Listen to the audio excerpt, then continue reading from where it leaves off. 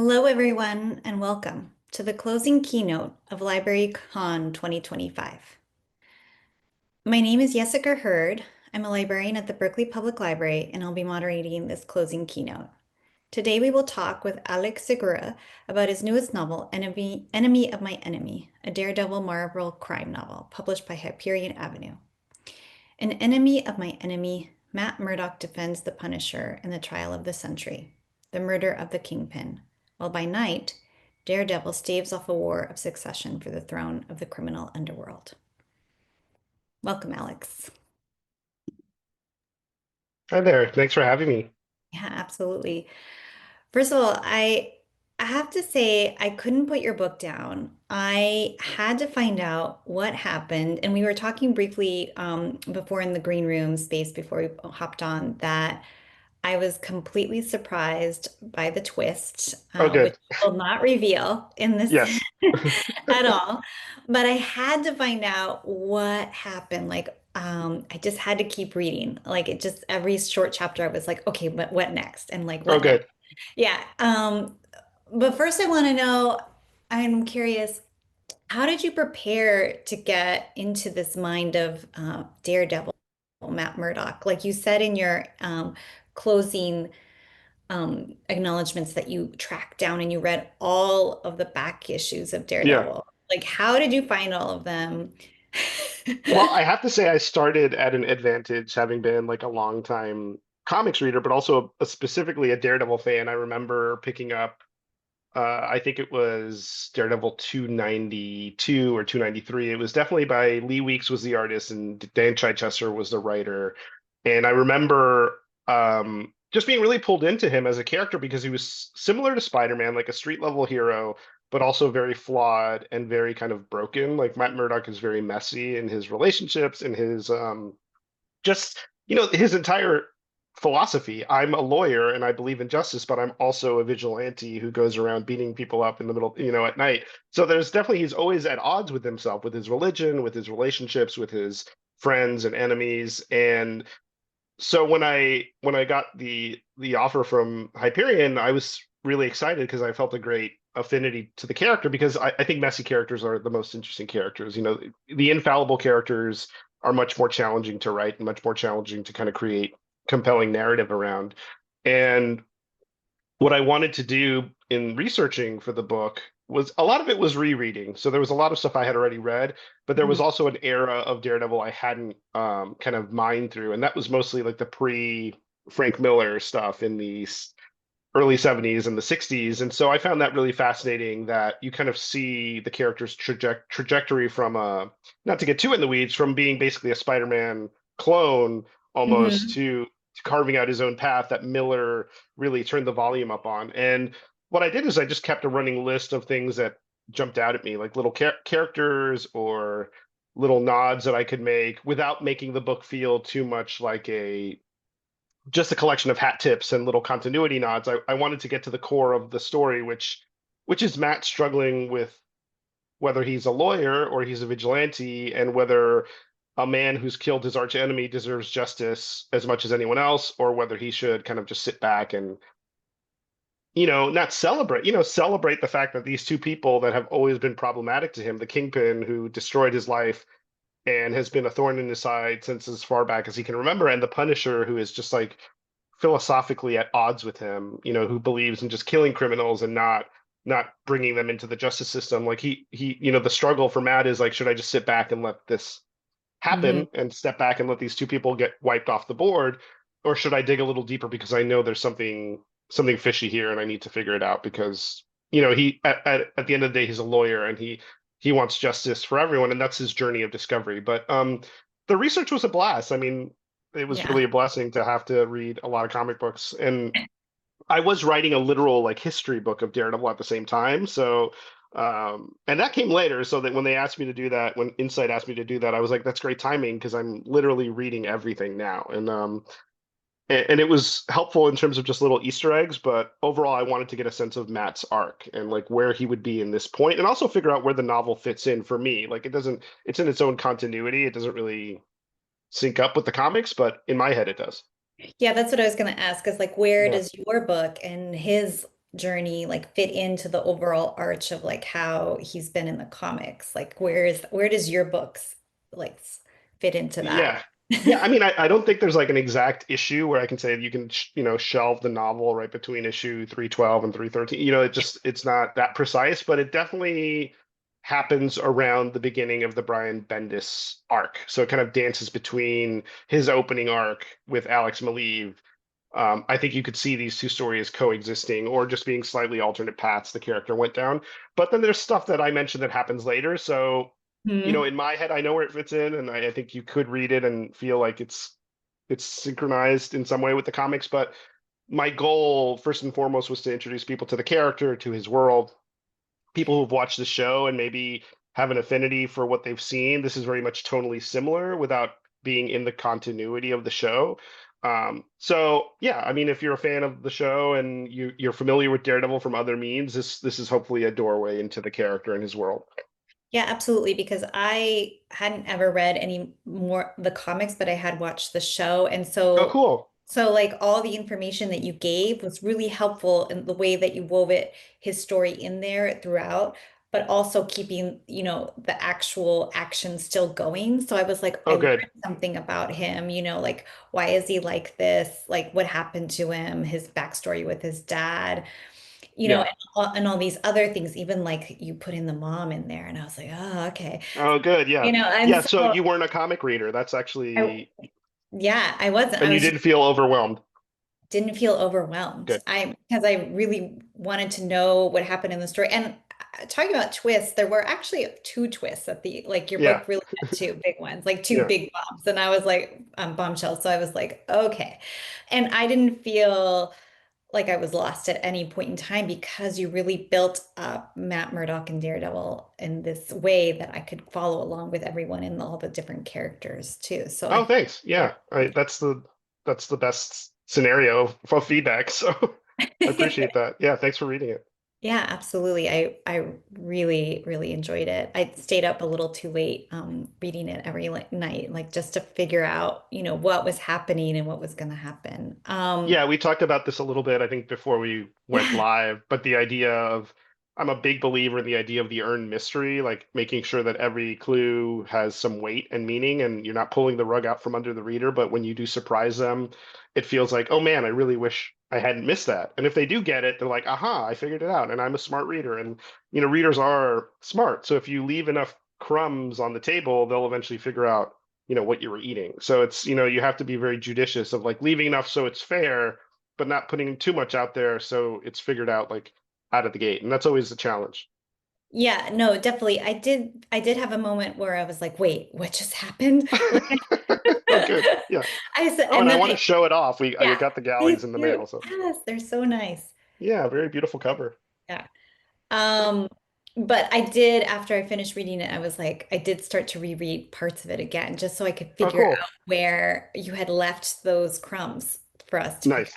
Yeah. Oh, good. Yeah. But speaking, this isn't going to be like revealing anything, but I do wonder, and does Matt Murdock, is he ever going to find love? Is he ever going I mean, he's his own, and the book is called Enemy of My Enemy, and in many ways he is his own worst enemy, especially when it comes to romance and just being messy and making bad choices. And it's not, he means well. I think Matt really hopes for that one connection that will be the one. And I feel like he's had it, and you feel echoes of Karen Page, who Hmm. um has died in the comics and is obviously still on the TV show, but in the novel she isn't around, and so he feels the weight of her loss in many ways, and so that creates its own challenges when you have this echo that was the one and now you're left kind of picking up the pieces. And so I wanted to really explore that.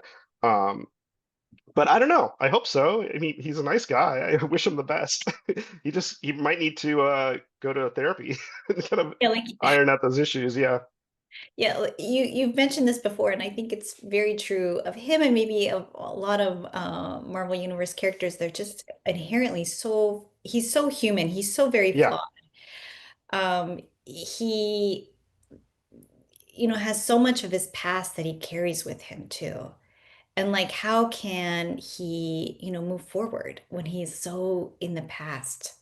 Yeah. Yeah, I Yeah. think the challenge when you're writing a character like this with decades of history is you don't want the reader to feel immediately weighed down by continuity. And so I tried to make it feel in the way a novel, only a novel can, because you're in the character's head, feel like just his baggage. He's lived a life, a lot of stuff has happened. But I think one of the things about Marvel superheroes, in particular the ones that were created when the Marvel age began, like Spider-Man, the Fantastic Four, the Avengers, the X-Men, you feel like they're regular people that have just been given these powers or situations, and they're in the world like your world. It's like, the world outside your window is the saying that was always used about those characters. And so I wanted to give a feeling of reality or this could happen to the book without losing the wonder of comic books and the costumes and the powers. But you'll notice that the story itself doesn't veer into like the cosmic or the super duper powered. Like there's people with abilities, Matt most prominently with his extra senses and radar sense, but it never feels like it's like Infinity War, like this major No. grand thing. No, it feels much more personal and internal, Yeah. like struggle. And then there's this thing that he's trying to figure out and he's trying to put the pieces together, but he just can't do it. And Yeah. he's using all his other powers, like you mentioned, the senses, always, and sometimes to his, to his own detriment, he does it in his own personal relationships that kind Yeah. of burn bridges with people by He doing makes bad choices. He bad does. And I choices. think, yeah, he makes bad choices to benefit his quest as a vigilante and as a lawyer. He uses his powers and violates, confidentiality, violates relationships in ways that, are bad. You're just like not, you're not being a good partner or a good Mm, friend by using your powers that way. But I think in his mind, sometimes it's worth the cost because he's got this bigger concern. But um, he does have a habit of making these really terrible choices in the name of the greater good in his eye. And so that puts him into conflict personally with a lot of people, and that's part of the story. Like, you can't make these choices and not expect to have consequences. And the story is about a lot of those consequences. So, yeah, and I as I was reading it too, I realized like, oh, there's a lot of people who know that Matt Murdock yeah, is Daredevil. And I yeah. was like, how does Foggy not know? Right, Yeah. yeah. I mean, there's definitely been eras where he does know, and there's Yeah. eras for a long time he didn't know. And, Karen knew, or very early on, way before even Frank Miller took over, but Elektra obviously knows. So, yeah, I think Daredevil probably has the worst handle on his secret identity than any other Marvel superhero trying to keep a secret identity.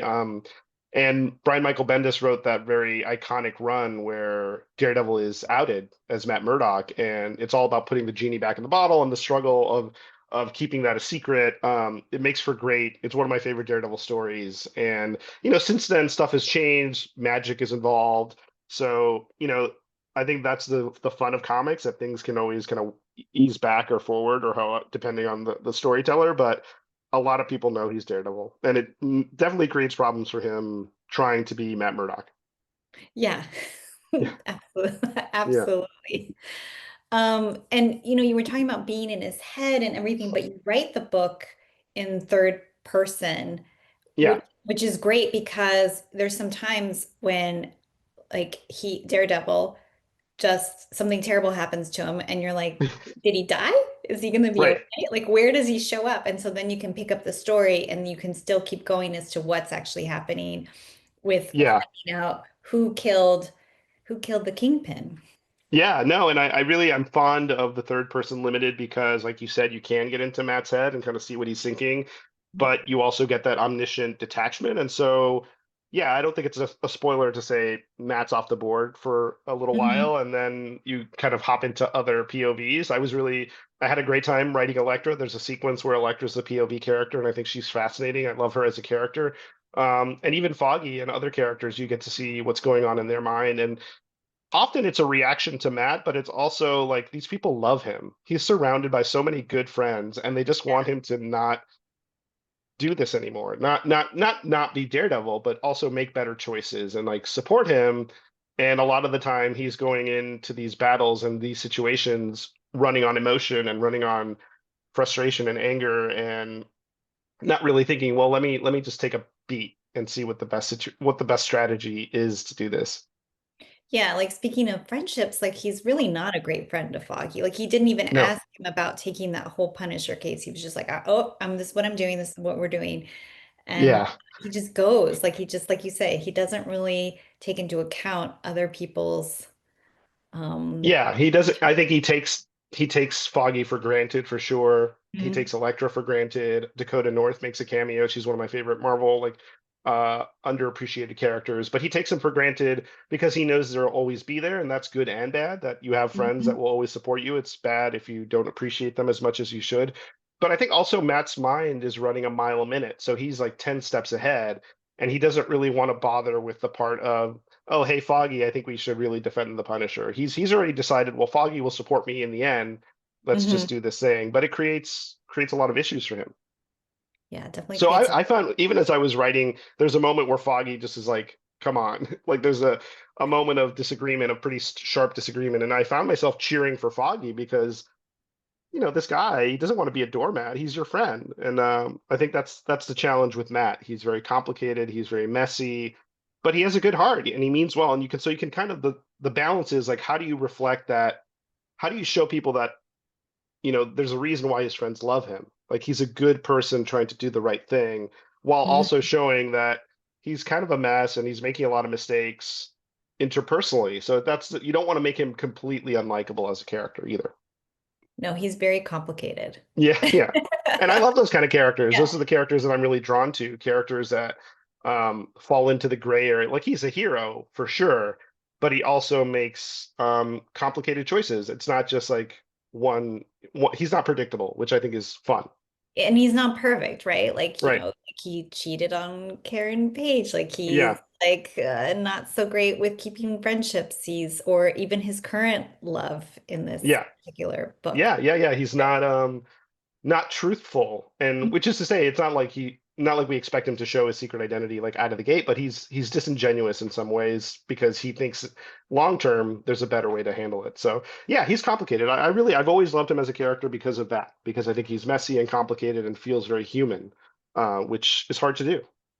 Yeah, and you also bring in this element of religion too, and I think that's Hmm. actually quite important for him Yeah. or his character development. And speaking of like this Catholic guilt,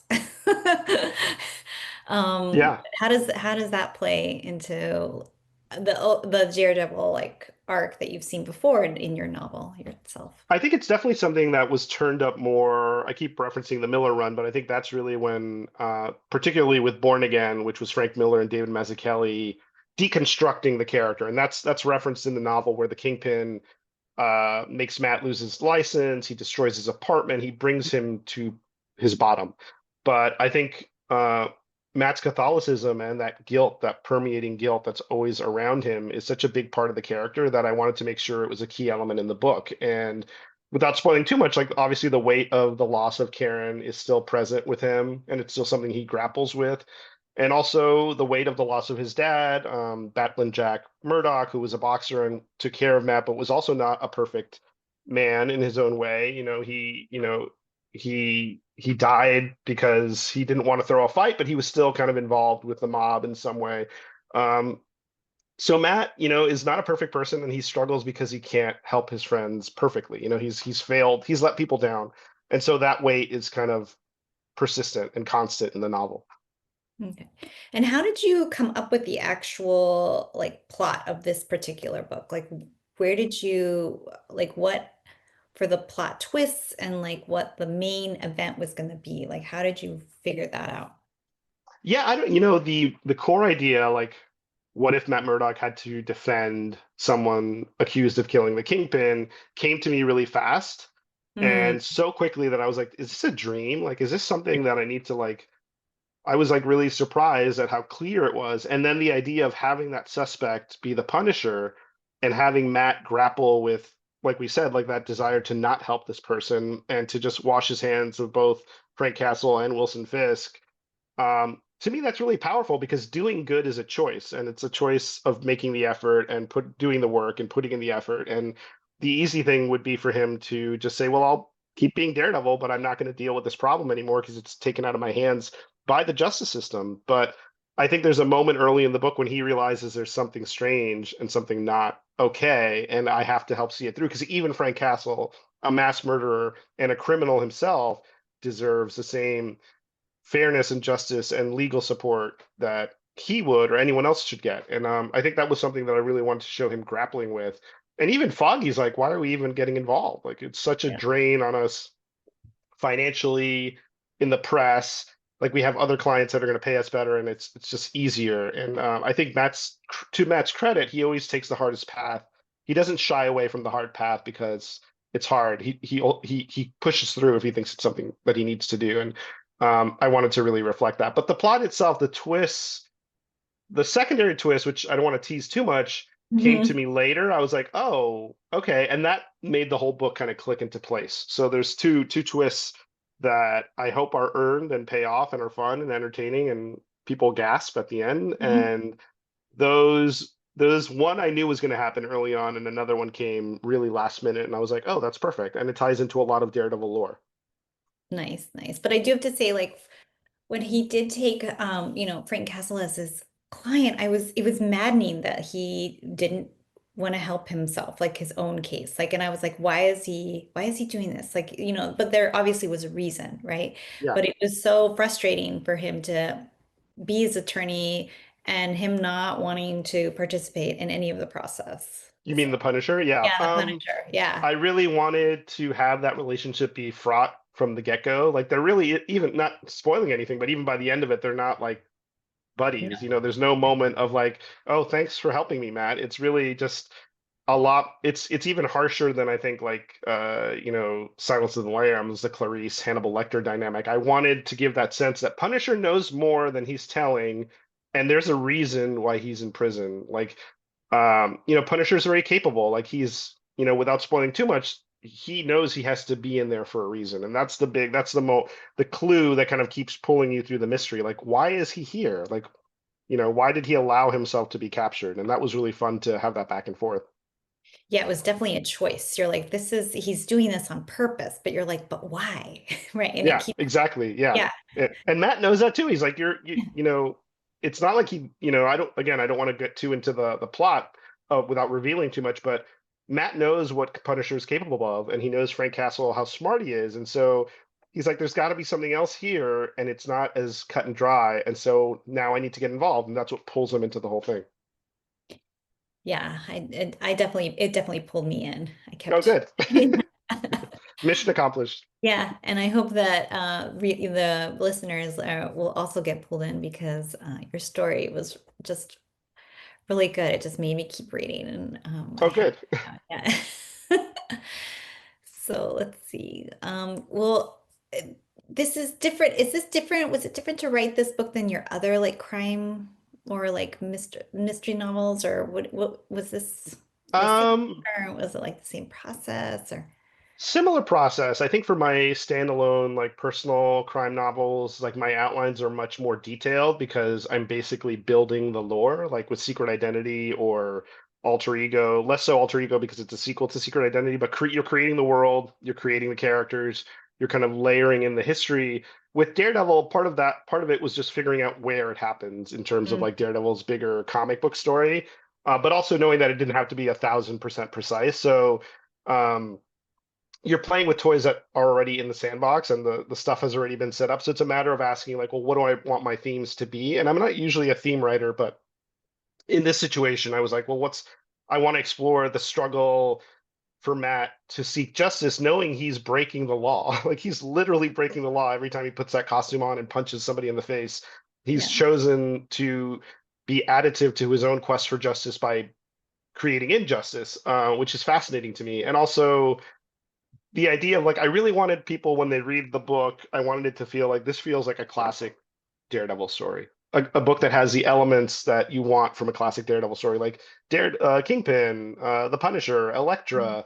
There's a lot of little Easter eggs in terms of characters that you wouldn't expect to see, like the Arranger or Hammerhead. You get a real sense of like the underworld in New York, mm, which was a lot of fun to explore and establish. And yeah, I want it to be that kind of book for someone who's a longtime fan to read it and be like, oh, cool, he referenced this comic, but also for readers like you who are coming into it from the show or from just picking up the book because you want a fun mystery, I don't want it to feel like you're reading a thesis on who Daredevil is to understand the book.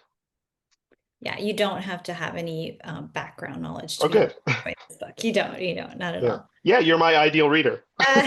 Yeah, Awesome. We have one quick question. It says, sure. from as a writer or comic book fan, do you think it's important to stick to the continuity of the universe you're writing about, or simply tell your own story?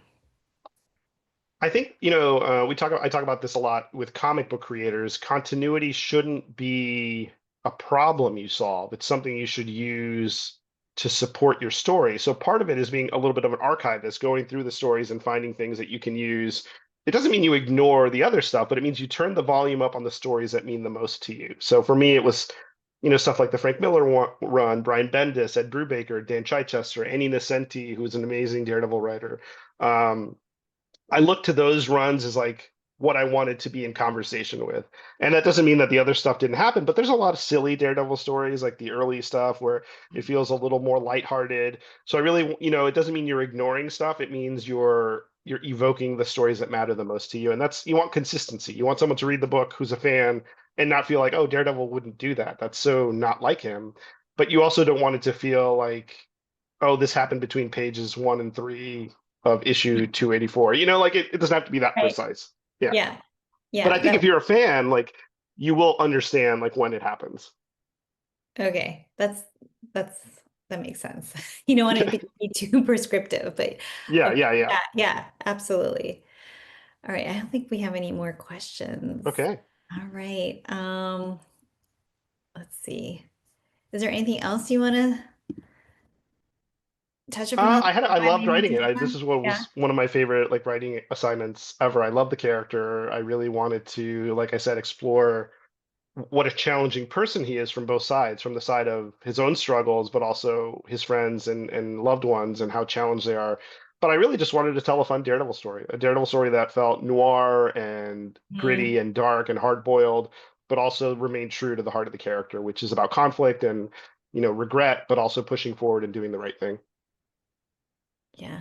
I think you did it. I think it Oh, was good. Thank you. successful, Alex. Well, thanks for the great questions. It was really a treat to chat with you. It was great to chat with you. So thank you again, Alex Segura, who Mhm. joined us today to close out the ninth year of LibraryCon. And thank you to all the librarians and educators for joining us today. I hope you do pick up and purchase Enemy of My Enemy for your libraries or your own personal collections. It was such a pleasure speaking with you. I might reread I think I might need to reread Oh, the good. Crime Yeah, let me know. Novel. Let me know how it holds up on reread. Yeah. So everyone, thank you so much and have a good rest of your afternoon. Oh, there's so many chats here. It just says thank you. Thank Oh, you. thanks, So everybody. thank you everyone. Have a good rest of your day wherever you may be. All right. Take Take care, care, everybody. everyone. Bye.